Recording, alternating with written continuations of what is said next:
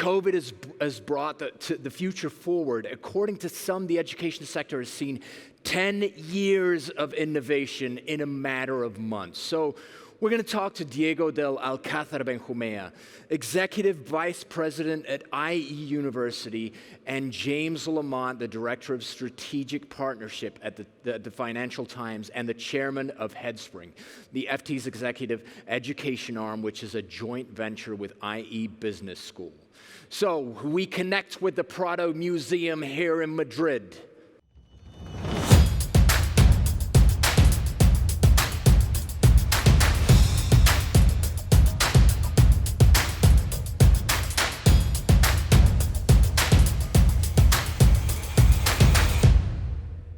Hello, Diego. It's nice to see you. You look as if you're in a very interesting room in Madrid. Can you tell me a little about it? Hello, James. How are you? To be honest, this is not a digital background, you know.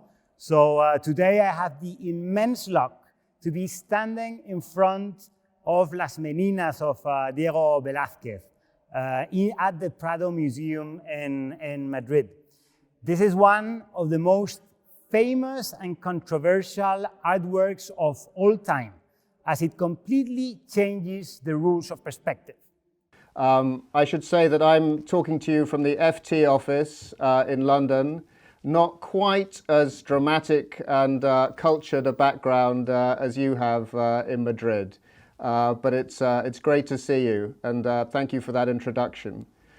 How do you think the pandemic is changing the traditional classroom model? Thank you very much, James. Indeed, COVID-19 has been a terrible virus that has inflicted a lot of pain in our society in general, and obviously to the education sector in particular. But it has also been an enormous source of transformation for our society. Many children and their parents, as well as many college students, have suffered the consequences of the lack of preparation of many schools or academic institutions. The interesting thing is that technology was there at their immediate disposal.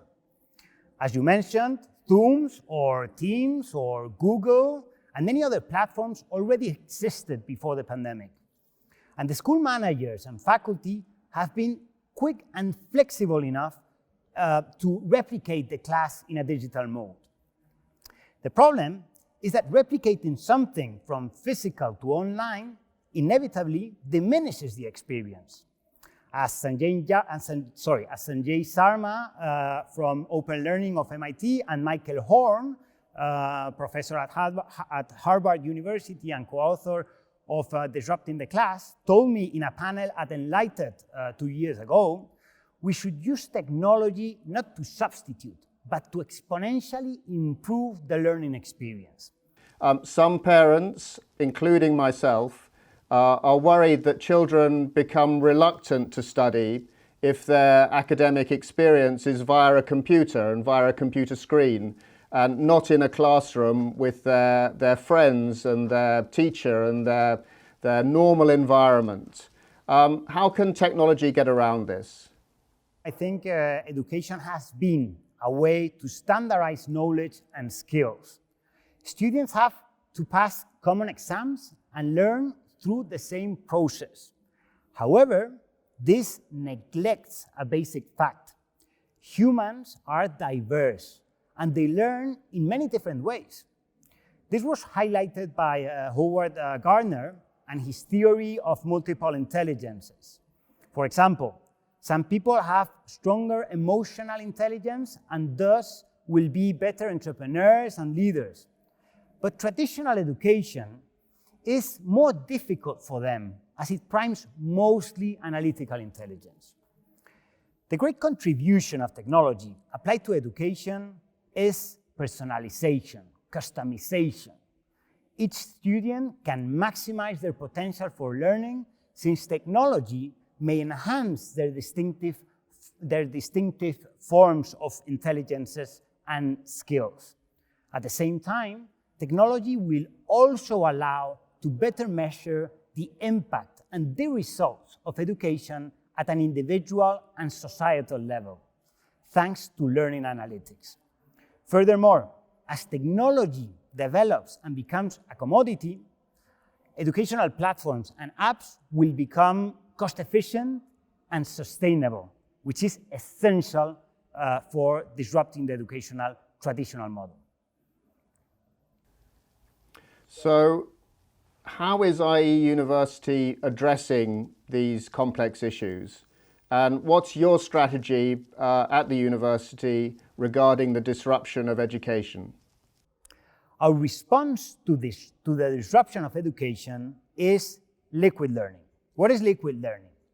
Well, liquid learning is a transformational and interactive educational experience that transcends single methodologies and platforms, blending together physical, digital, and natural environments, so that the experience of our students is designed to obtain a unique world-class education.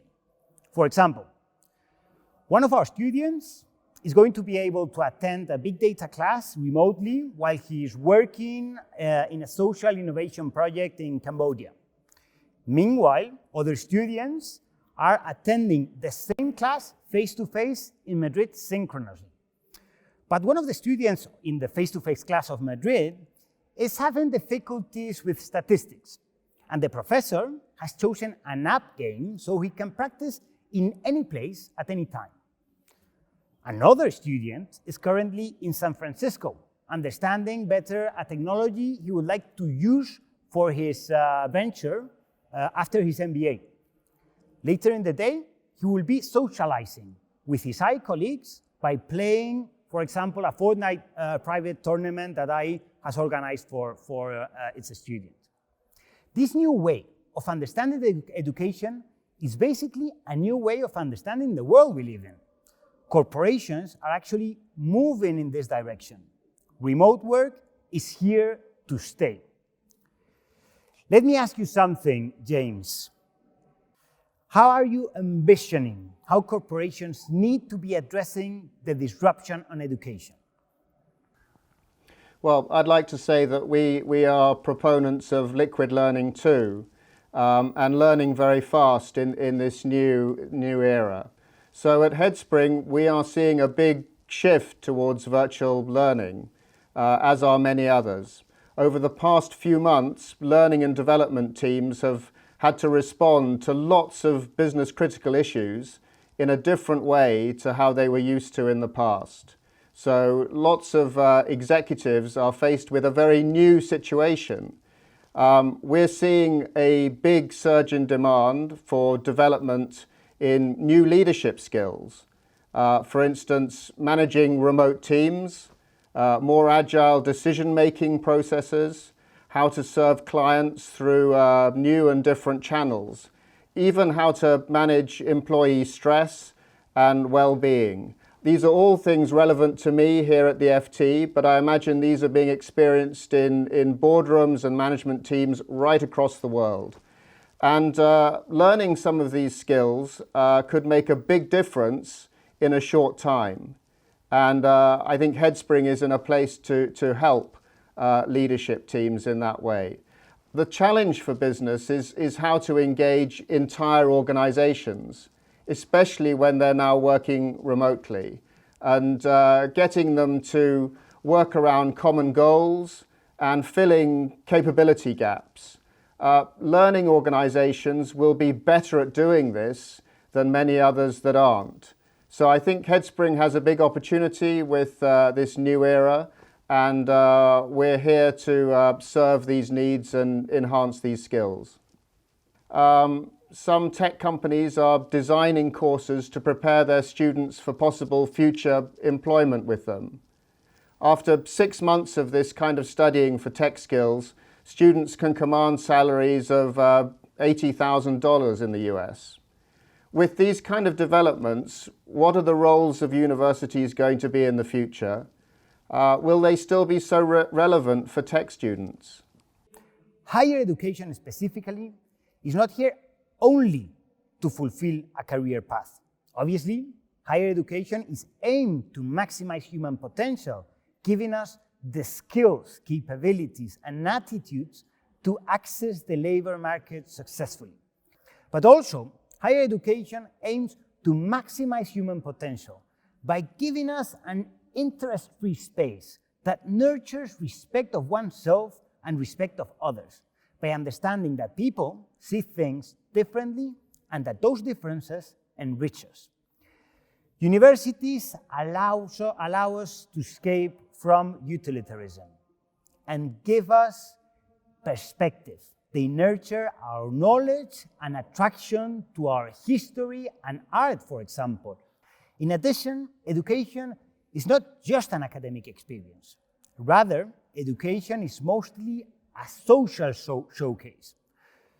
University allows us to socially interact, getting to know ourselves by meeting new friends that are different or similar to us, not just learning from each other and with each other, but also creating emotional bonds for life.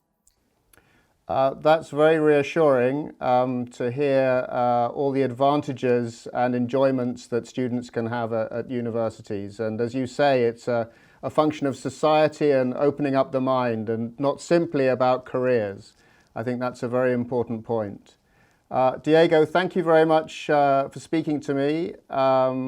Enjoy your evening and enjoy looking at Las Meninas. Thank you very much, James. I hope that you can come to Spain very soon and will come to the Prado Museum to enjoy Las Meninas and these other amazing Velázquez pictures I'm surrounded with. So I hope to see you very, very soon. And thank you for your time and for your very interesting insights and questions. And thank you very much. Thank you very much, James. See you soon. Bye, Diego. Thank you, James, and thank you, Diego. I've heard of a liquid lunch, but liquid learning is a new one to me.